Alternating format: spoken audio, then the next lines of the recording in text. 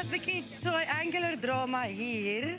Want die sweetie comment was soos net ietsie wat ek wou creëer. Ja, maar die probleem is, iemand het heeltyd almal gebel en die storie groter gemaak as wat dit is.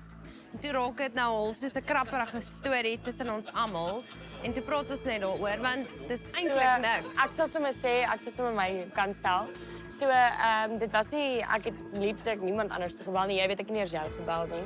Toe bel ek vir Tessa en al wat ek vir haar gesê het was, ek dink jy moet net uitreik na Anso en Christel toe, want dalk het jy 'n bietjie hard voorgekom die aand. So Johan Rie maak nou asof sy een oproep gemaak het en sy het niks lelik gesê nie, maar haar oproep het konflik veroorsaak. Volgens my is dit opgelos want ek het by Christel gaan koffie drink en ek het Anso gepraat die aand. So volgens my, ek weet nie van wat sy ander admin gebeur het nie.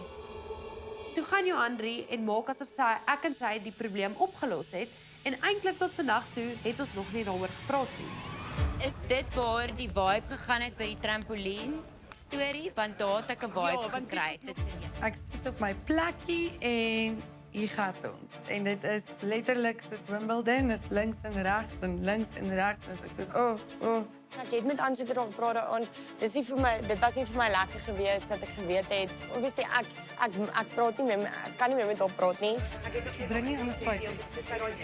Vir my gesê. Bring nie groot drama. Jy kan maar. Wat? Nee, jy kan sê wat jy wil. Ek sê toe vir Anso, luister hier, sorteer dit sommer vroeg uit en dan is dit oor en verby. Nee, ek sê vir sy met haar hart oopmaak. Verstaan, mense gaan niks resolve. En ek weet ek is heeltemal hier in die donker. Dit is nou my geleentheid om my sê te sê en hierdie ding nou finaal te stop. My maatjie, Anso, did not hold back. Hierdie is 'n shit show.